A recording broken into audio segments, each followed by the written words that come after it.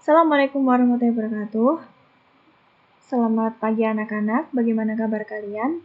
Semoga kalian diberi kesehatan untuk kita semua dan kalian juga ya. Nah, hari ini kita akan belajar tentang transport aktif. Kita lihat peta konsepnya dulu. Kemarin kita sudah belajar tentang transport pasif. Nah, sekarang kita akan belajar tentang transport aktif. Nah, transport aktif ini terdiri dari pompa ion, kotransport, dan endositosis serta eksositosis. Kita lihat pengertian dari transport aktif dulu. Nah, transport aktif ini memiliki pengertian yaitu transport yang memerlukan energi. Nah, energi ini yang dibutuhkan adalah berbentuk ATP atau adenosin trifosfat, yaitu energi kimia yang berasal dari hasil respirasi sel. Nah, pada transport aktif ini terjadi pemompaan melewati membran sel melawan gradien dari rendah ke tinggi, makanya itu membutuhkan ATP. Nah, proses transport aktif ini berfungsi untuk memelihara keseimbangan dalam sel. Nah, macam-macam transport aktif. Transport aktif ini ada 3. Yang pertama yaitu pompa ion. Pompa ion ini kita mengambil pompa natrium kalium. Yang kedua yaitu kotransport, kita akan mengambil pompa proton. Yang ketiga yaitu endositosis dan eksositosis. Yang pertama yaitu pompa natrium kalium. Nah, pompa ion natrium kalium ini merupakan gerakan pemompaan ion K+ atau kalium ke dalam sel dan ion Na+ keluar sel atau natrium ini Na+ ya. Konsentrasi ion Na+ di dalam sel lebih rendah daripada di luar sel, sedangkan konsentrasi ion K+ atau kalium di dalam sel lebih tinggi daripada di luar sel. Nah, maka dari itu kita lihat tadi konsep dari transport aktif yaitu memelihara keseimbangan di dalam sel. Maka dari itu ada dari ketidakseimbangan ini adanya pompa natrium kalium. Nah, ini ada gambar dari fase-fase tahapan pompa natrium kalium. Kita akan jelaskan satu persatu. Pada fase pertama, karena adanya ketidakseimbangan, makanya ion Na+ ini berikatan dengan protein pompa natrium kalium.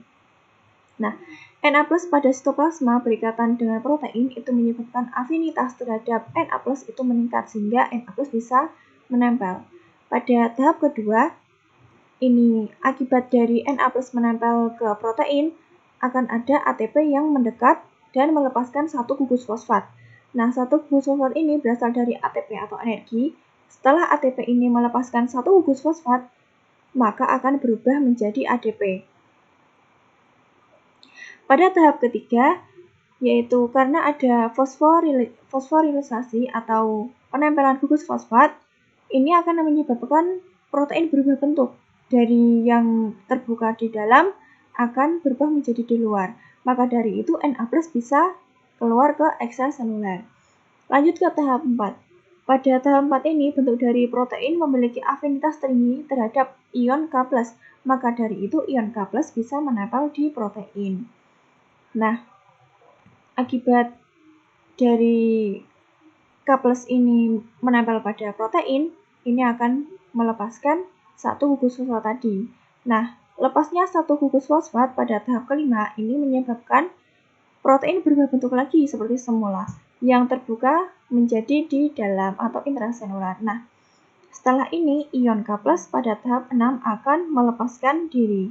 Nah, akibat dari melepasnya diri ion K+ ini akan menyebabkan afinitas terhadap Na+ ini meningkat sehingga Na+ bisa menempel lagi. Nah, ini akan selalu berputar terjadi di dalam sel hewan. Kita lanjut ke kotransport. Nah, kotransport ini merupakan transport aktif dari zat tertentu yang dapat mengaktifkan transport zat lainnya. Nah, kotransport ini melibatkan 2 protein. Yang pertama itu ada pompa proton.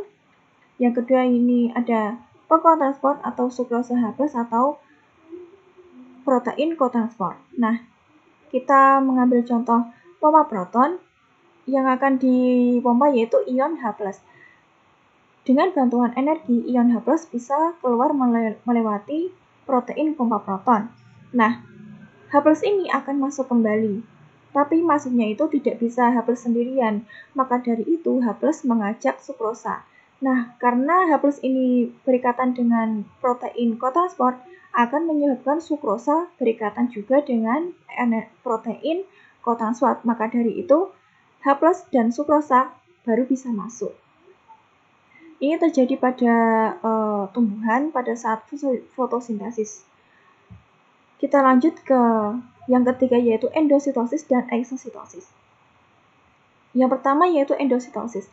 Endositosis adalah peristiwa pembentukan kantong membran sel saat larutan atau partikel ditransfer ke dalam sel. Endo ini adalah artinya ke dalam. Maka dari itu adalah perjalanan zat dari luar ke dalam sel. Nah, endositosis ini ada 3.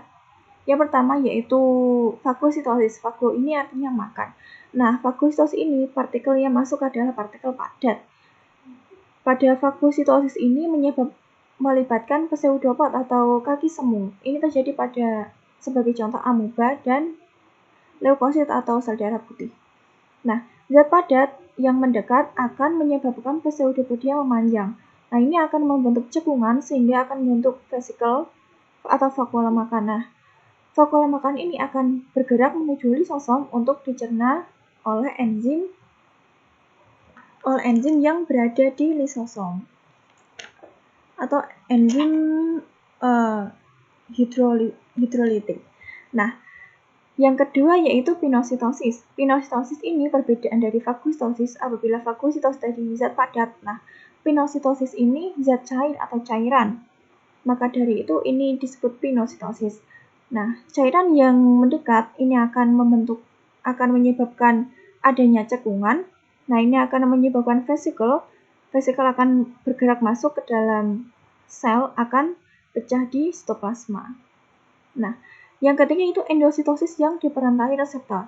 Ini hampir sama seperti pinositosis, tapi perbedaannya yaitu kalau pinositosis ini tidak tentu zat yang masuk, tapi kalau endositosis yang diperantai reseptor ini adalah zat tertentu saja yang masuk. Jadi ini dikarenakan adanya reseptor yang berbentuk capit ini akan memilah-milah zat yang masuk. Yang endositosis dan eksositosis, yaitu eksositosis adalah proses pengeluaran zat dari dalam keluar sel. Nah, kan kalau sel ini ada metabolisme ya. Nah, ini akan menghasilkan sekret atau produk hasil dari sekresi, ini akan keluar. Nah, sekret ini akan dibungkus oleh kantong membran atau vesikel, ini akan bergerak keluar, menabrak dengan membran, dan akan pecah di luar. Nah, ini adalah proses dari eksositosis. Nah, ternyata sudah selesai. Terima kasih. Selamat belajar. Apabila ada yang tidak paham bisa ditanyakan. Terima kasih. Wassalamualaikum warahmatullahi wabarakatuh.